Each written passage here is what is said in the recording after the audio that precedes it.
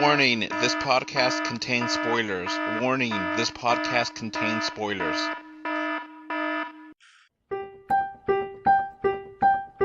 Let's go watch it in 2D. No, let's go watch it in 3D. But if we watch it in 3D, then is it worth the cost? Discovered Sasquatch. Pleased to meet you. I'm lonely. On the other side of the world are my kind. I shall get you there. Do I have time to get my bathing suit? The search is on. We will find your family. The team is ready. Throw me out of the pit. It's hard to know whose fault that was. And nothing can stand in their way. Stop that! You'll have to climb the wall. Okay. No! Woo!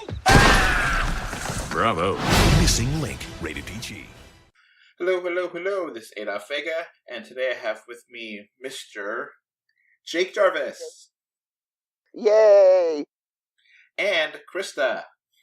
Hello! And today we're doing a spoilerific review of Missing Link. So if you haven't seen it and you care about spoilers, you can pause this, come back. We'll be here. Warning, this podcast contains spoilers.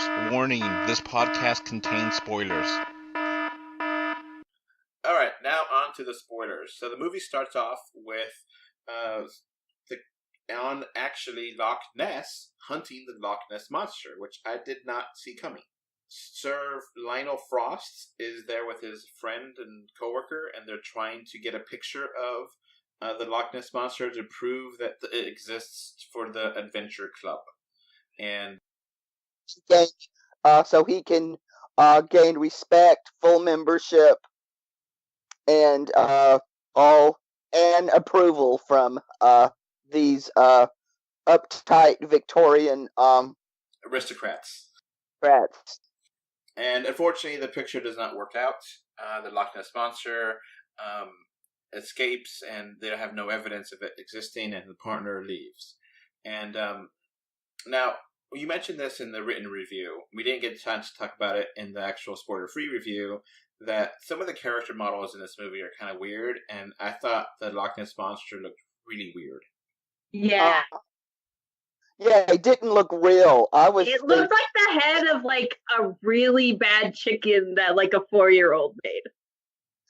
I thought it was like a puppet the guys at the Optimus Club made to kind of mess with him. And it was a prank they were pulling on him. That it really wasn't old Nessie. Yeah. It just looked weird. I mean, not as weird as Susan's fur, but weird. I think a lot of the animals in this movie look weird, too. Yeah. It's just like a weird thing with the animals. Like, the humans look fine, but the animals weird to me. So, Sir Frost, played by the great Hugh Jackman, which I could barely tell his voice. I can't, I love that he changes his voice for this movie, that he doesn't, sound like Wolverine, Oh, everybody does. I mean, nobody sits there and does a slides by. Everybody does a little something with their voice to kind of get into character. And Hugh Jackman's got that whole pompous British Victorian explorer thing down pat. Unlike we'll see. I'm not sure yet, but Detective Pikachu and Ron Reynolds, and he sounds identical to Deadpool, and it's really bothering me. Yeah, exactly. I also keep expecting him to start swearing. At least try to have a different voice. At least try. Yeah. Pikachu is not Deadpool. So, yeah. But that's neither here or there. We're talking about this movie here. And so he wants to prove his worth, and he, hears about the Bigfoot, the Sasquatch, and he wants to travel. He gets a letter telling him to come to a specific place to find the Sasquatch. Yes, you're correct. And so he goes out and finds him right away, which I was a little bit, kind of feel like a little bit rushed. It should have been a little bit more to it than that. But they want to keep these animated movies less than 2 hours, so they get to it. And the Sasquatch, which later considers his name to be Susan, which is because one of the female prospectors is really nice to him, and he really likes her. So, which we don't ever see on screen, but that's why he calls himself Susan. Is fully literate and completely able to speak English. That was kind of just like hand wave. That's like, let's move on. He speaks. They kind of explained it like a shaman trained him or something, but I was like, what? Yeah. He basically can speak for the same reason Frankenstein's monster can speak in the original Frankenstein book, which is like he watches people. The story in this exists to showcase gags and jokes and humor. And Susan, the Bigfoot, is lonely because he's the only Bigfoot left that he knows of. And he wants to travel to see if the ancient abominable snowmen from Asia would accept him because they're the same kind. He's a cousin, so he's related to them. So he's hoping he can go live with his cousins in the mythical Shangri-La. And Susan is portrayed by Zach Galifianakis, which I think this might be my favorite work of his, and he nails this. Yeah, he's even better in this than he was in A Wrinkle in Time, which was kind of a wasted, which I thought it was a wasted performance there. Now, Susan is quite a literal person or beast, and so that's part of the comedy, that he doesn't get a lot of jokes because everything is so literal to him. Yeah, think Drax, but on steroids, literally. I mean, he's like Drax to the nth degree. Now, what do you think of the character model of actually Susan, Mr. Link, Bigfoot guy? It was kind of weird. I mean, his nose looked like, to me, a plug. And the orange color. And the fur looked like autumn leaves. It didn't read like hair to me. It read like leaves. Yeah. It kind of looked like it was an orangutan, not a Bigfoot Sasquatch. Yeah. Kind of more, yeah. You know what I think is that the monkey from Kubo was inspiration for this movie to make as an excuse to make a bunch of Bigfoot and Yetis. I know they experimented by using 3D printing to make a lot of these characters. So I think that would be kind of why it looks. Some of them kind of look kind of weird because they were having to change designs because to get them out of so the printer could actually print them out. But the costuming on these stop motion puppets is outstanding. Yeah, I 100% agree there. It's beautiful how much detail is in here. It's such a beautiful movie to look at. This is Oscar quality costuming. And the animation is excellent. So you put it exquisite in your review, and I agree 100%. Krista, do you agree with us? Yeah. It's like hard to tell that it's even stop motion. It's like that good. Yeah, I was wondering if they mixed in CG in there somehow, but I don't think so. Some of the background maybe, because everything had nice weight to it. Because a lot of CG kind of looks like it floats. Well, when I saw there was like a scene in the credits where they showed like the making of, and where like they had like the near stuff was all puppets, but there was a green screen, and like the mountains in the distance was computer.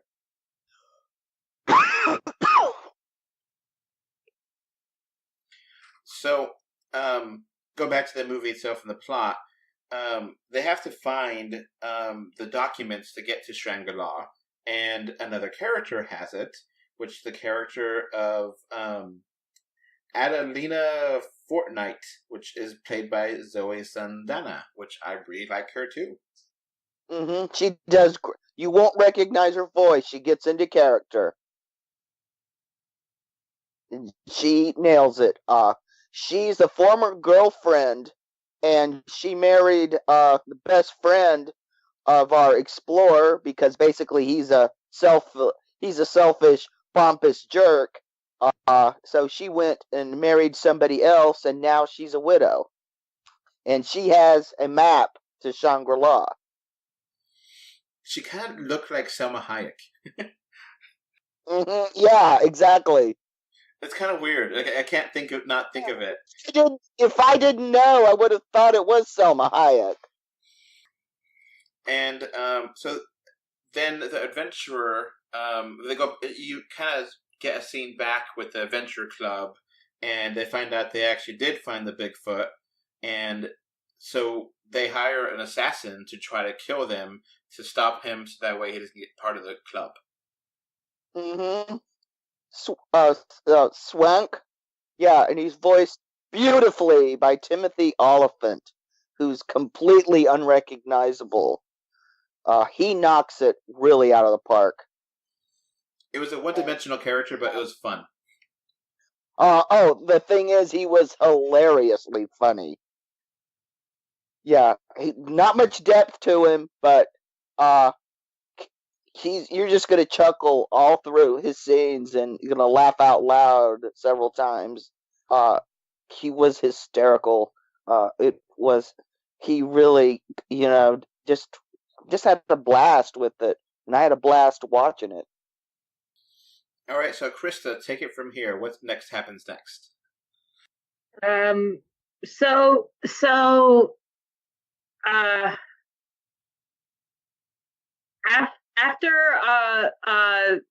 they end up stealing the map from her, actually, and once they steal the map, and they're going to the train to like leave, they get into a confrontation with her where she points a gun at them and is like, "You stole my map." And then the swank comes along and starts shooting at them, and there's this funny line of, "Someone's shooting at you and it's not me." And then they trick him into going onto the train, and then she decides she wants to go with them to Shangri-La, and then they end up finding a different pathway to fool the guy who's after them. And the rest, good part of the movie is just them kind of traveling.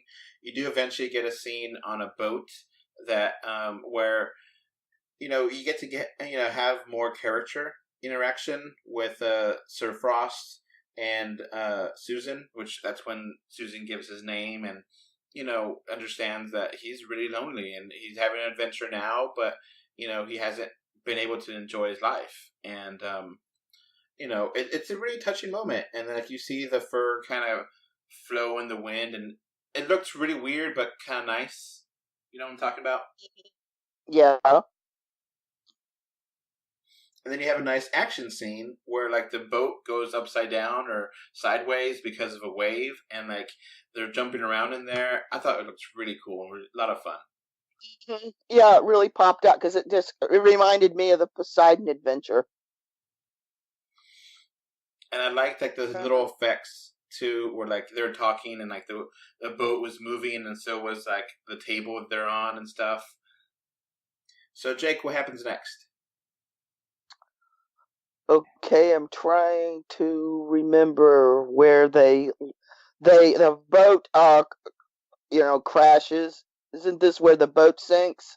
Yeah. And they start climbing. And they get to I don't remember the town name, if they had a name, but it was like in Asia, and they're trying to find someone to take them to the rest of the way. Mm-hmm. And they find a relative of Gamu. Gamu, who has actually seen Yetis and dealt with them.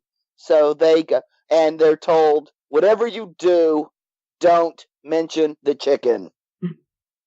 And of course, when they go see her, she's got a chicken on her head. And anytime someone mentions the chicken, she's like, "What chicken?" Chicken. Yeah. I've seen that joke before, but I did like it there too. Yeah. Mm-hmm.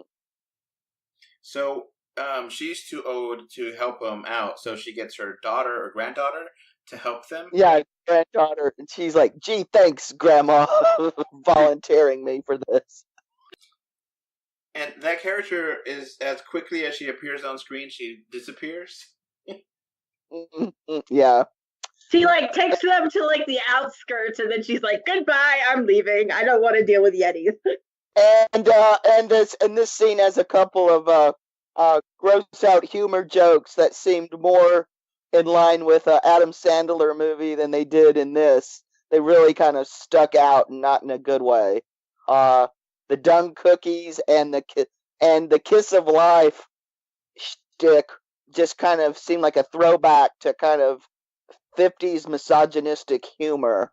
Like, well, I'm not kissing her, and are you gonna kiss her? You know? Yeah, I thought it was funny but stupid kind of thing, and yeah, it just dated, just kind of seemed weird. So they find the Yetis, and the Yetis, in an interesting plot twist, don't want Susan to be part of their club. Mm-hmm. Yeah, they refer to Susan as a redneck.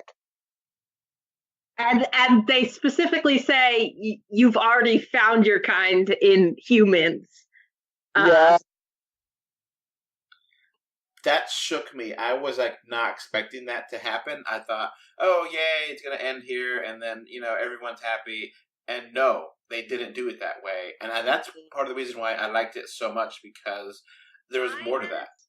I had a suspicion that something like that was gonna happen, because the description of the movie I saw said something to the effect of finding family in unexpected places. So I was like, so ultimately he's gonna become family with the adventurer, not with the Yetis. So, and then they try to escape, and then this is when the whole movie comes together, where the adventurer just tries to kill them, and the other guy comes in and is like, "No, you're never gonna be part of my club," and they almost fall off a bridge. Mm-hmm. Yeah, it's like straight up Indiana Jones type stuff. And Stephen Fry goes into this what little character development he has, but it's to serve its jokes. But it's his vague motivation of bigotry is basically why he doesn't want Hugh Jackman in his club, and basically Hugh Jackman gives him a pompous variation of the old Groucho Marx adage, "I wouldn't want to join a club that would have me." So he decides he doesn't want to be in their little club, Yeah, that whole scene with them on the icicle, I thought was really well shot and like really kind of tense, because like I actually did not know where that was going to go to, because I was not expecting some deaths there at the end, and I wasn't expecting things. I was like, I don't think anyone's going to die here, but you never know. No. I thought only the Stephen Fry character was going to die, but actually a bunch of people died. Yeah, exactly. So they're like, okay, now what are we going to do? And then like, all right, we'll go back to England and we'll have our adventures finding the monsters. And that's how the movie basically ends, right? Oh, almost. You missed another big note. Basically our action hero, who has been learning to be a better person, and probably more to hook up with his ex than anything else. That was probably his biggest motivation, to be a better person. And she says, "You're a good man now, but I deserve better." and sayonara, I'm off to my own adventures, and just leaves him there with Susan. I did like that, actually. Yeah, you're right. I forgot about that. I actually love that a lot. Yeah, I haven't seen that. I mean, that's something that doesn't happen much in movies. It should happen a lot more.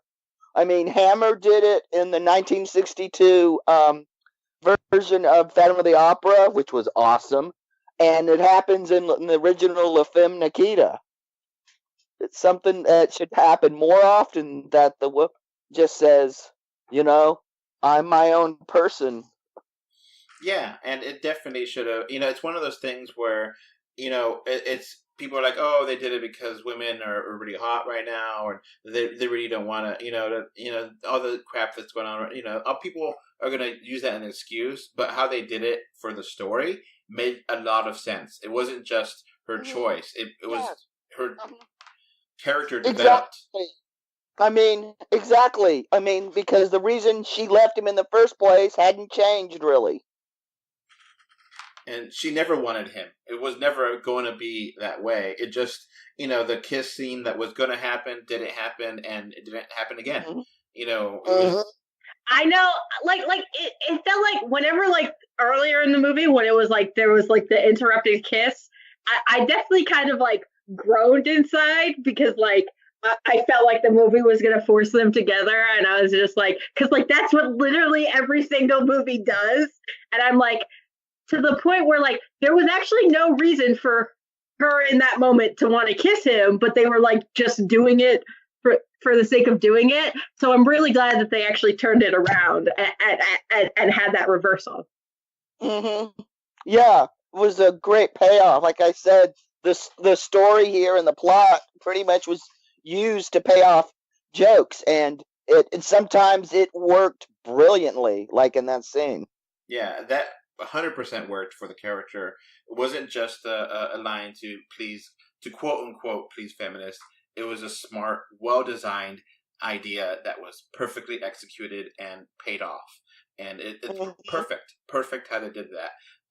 So I love how they did that too. And, the whole part with Susan being part of the adventurer is just kind of silly, but it's fun.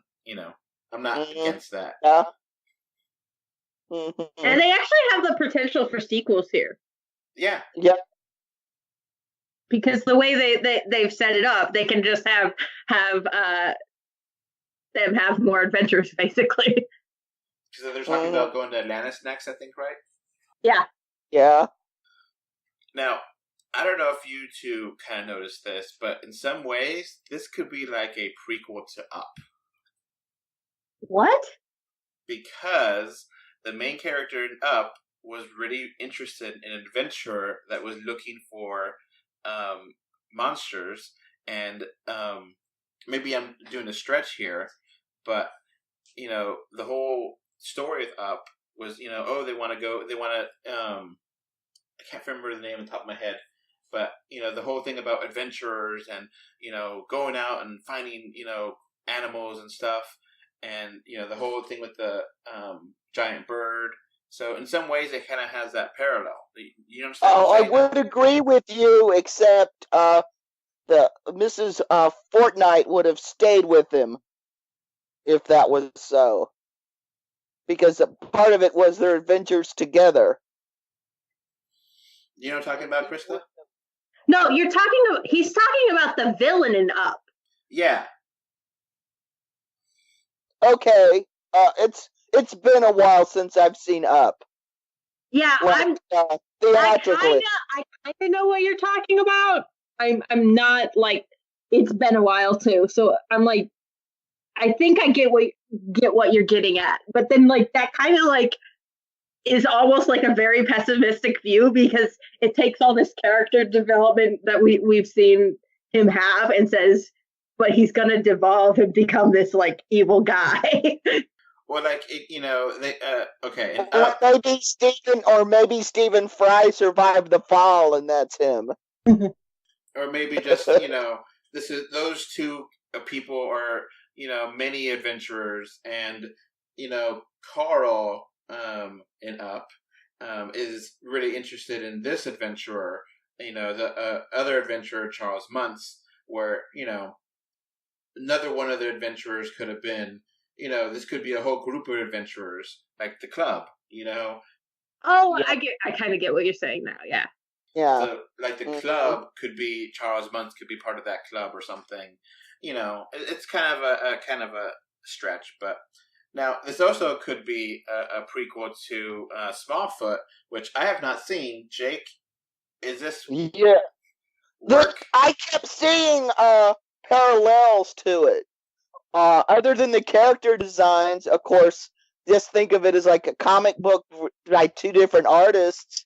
Is gonna not look the same, but yeah, I could see this as a prequel, as kind of as much as Snowpiercer as a sequel to Willy Wonka kind of way. Have you seen Smallfoot, Krista? No, I haven't. But you know what we're talking about, though? It's Smallfoot, the Bigfoot movie that came out last fall. Yeah, No, I'm not actually familiar with it. Oh yeah, Illumination did an animated movie with Warner Brothers, and it's really good. Oh. It's a lot better than the Minion movies. Well, oh, don't even get me started on Despicable Me 3. Don't even start me on that. Oh God. So Smallfoot has Channing Tatum and Zendana, and it's about a Yeti who rebels against his kind. So, if it's still... And he discovers proof that humans exist. Oh, wow, that's awesome. And I really think it could be so because this movie, the bridge was destroyed, so I could see the Yetis being cut off from people and forgetting that they existed. And didn't you say that that movie Smallfoot had like a undercurrent of like rebellion and not following the leader and religion? Yeah, questioning authority thinking for yourself. Oh yeah, that definitely fits in. So, okay, Jake, since you watched both of them, which one is the better Bigfoot movie? Oh, that's a tough one. Because I think I gave him the same score. You did. Because they're both really good. I think I would have to go slightly with Missing Link. We have a nice little run of really good Bigfoot movies, so, Yeah, this would make an incredible double feature at home, when There's it comes out another on one. video. There's another one coming out this year. I think it's called Abominable. It's like, I think it's set in Hong Kong. Okay, what is it with why are this just seems like something odd to be everybody making movies about it once. You're right. It's an animated movie by DreamWorks. Yeah, 3 Bigfoot movies in a row. That's really weird. We don't have a trailer for it yet. No, I saw the trailer for Abominable. Oh, okay. It comes out September 27th. Yeah, it just looked like a lesser DreamWorks kind of slapsticky, but but they're so who knows? It could either be really good or really bad. It just seems to be the way DreamWorks movies and their animation go. Yeah, that's a valid point. No, because they either do things really great like How to Train Your Dragons, or they get into Ice Age. There doesn't seem to be any in between much. Ice Age could be a prequel to this. I actually saw the Abominable trailer in 3D in the theaters, and it looked great in 3D. Okay. Oh, DreamWorks has some great 3D. Because Madagascar 3. Wow, that has got some of the best 3D I've ever seen in a 3D animated feature. So, Jake, do you want to be the Bigfoot movie reviewer and review this one too? Yeah, I guess I'm going to be the official Bigfoot film reviewer. I live in the Pacific Northwest. I mean, have you seen a Bigfoot in real life?